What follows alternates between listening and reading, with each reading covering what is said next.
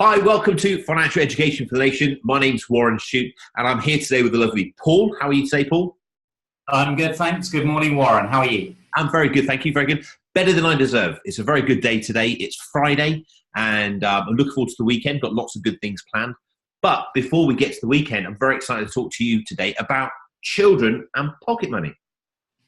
So one for the parents today, all about the pocket money and kind of how can we use pocket money to help kids understand the value and management of money?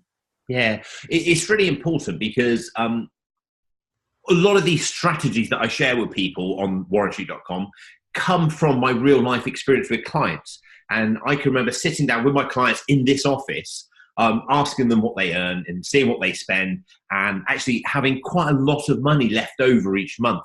And when I said to them, congratulations, you've got X left over each month or X left over each year, they'd say, no, we don't. What comes in goes out. And what we refer to that is spending creep. It's just these little incidental spending items that we don't account for or don't consciously recognize. And we found that some of that was through themselves, just spending, and that's why we developed the bank account system. And you can go onto the site and find out more about that. But also the children. The children were one of those spending items that they would say, oh, Mum, can I have this? Oh, Dad, can I have this? And when they're in the supermarket or out on the shops and things like that. So we then developed a pocket money strategy, but not just to restrict the income for the child and limit the expenditure, but also to make it a win-win so that the children can learn. Because if we're able to teach our children good money management skills at a young age, one would hope they would carry those through into their adult life.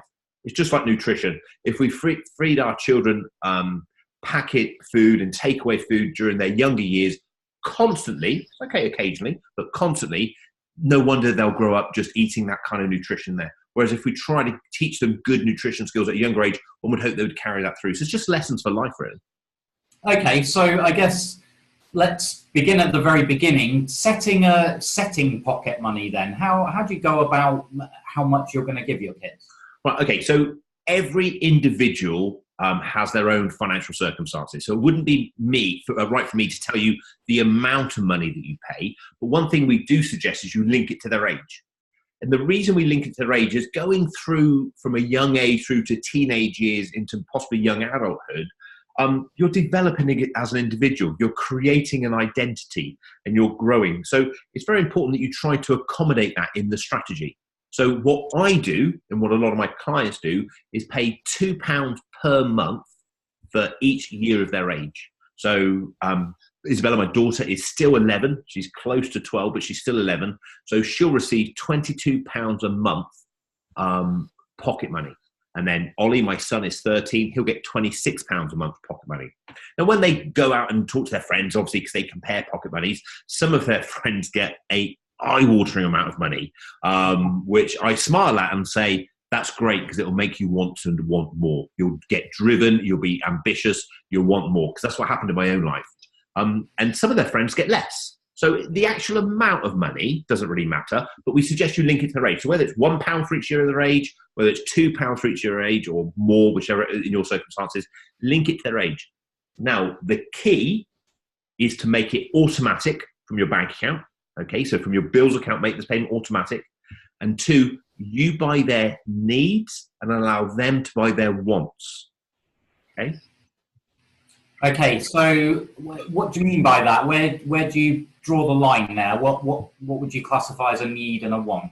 Okay, so again, we're giving you a strategy, a structure. You interpret it into your own family arrangements to make sure it works for you as a family. It wouldn't be right for me to dictate to anyone. But as a family, we say, well, okay, your needs are things like your school trips. Your needs are obviously your basic, your sensible clothing and your going out for meals with the family and such, like your holidays. They're all your needs. But your wants are when your daughter comes to you for probably about the third time in a week and says, Dad, I need some glue and some contact lens solution because I'm making some slime. Or my son says, Dad, can I have this Xbox game? Or Dad, can I get this app download? He's just bought a rugby game. So, they want those things. Do they really need them? They don't.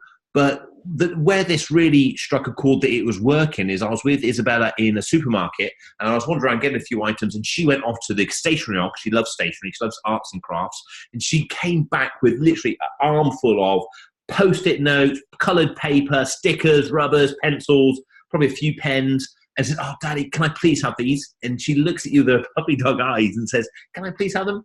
And you say, "Well, yeah, you can, but you buy it out of your pocket money. Do you remember the rules? You buy your pocket. That's something you want." It all went back, apart from one pencil and one pack of post-it notes, which I think cost less than £1. Okay, so it teaches them lessons, and you're being kind to them in the long run. Now, that doesn't mean to say when you're out and you see something that they like and they might want, you can't buy it for them. You're a parent. That's your right. You buy it out of your WAM. You go back to the bank house system. We'll talk about the WAM there. So you can buy them things however you like. That's a choice that you have as a parent. But what we're trying to do is restrict their spending so that they can learn to manage money themselves. Okay. Okay.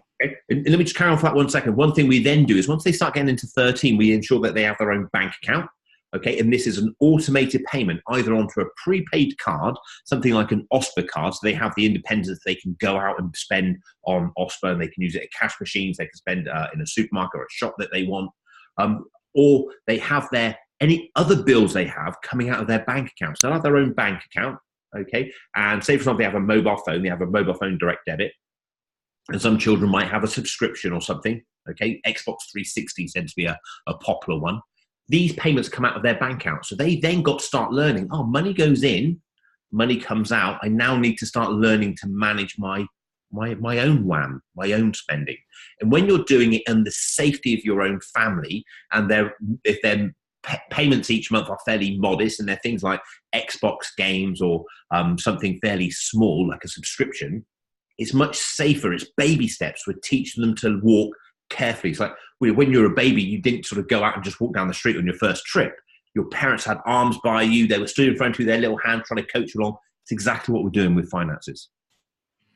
Okay, great. So that's good on the value side of things. I know as well you're a big believer in pocket money doesn't come for free, and alongside the value, the earning, I guess you would class this as, and again, reinforcing the value of money. So how can we link it to so they understand that money doesn't just appear for nothing?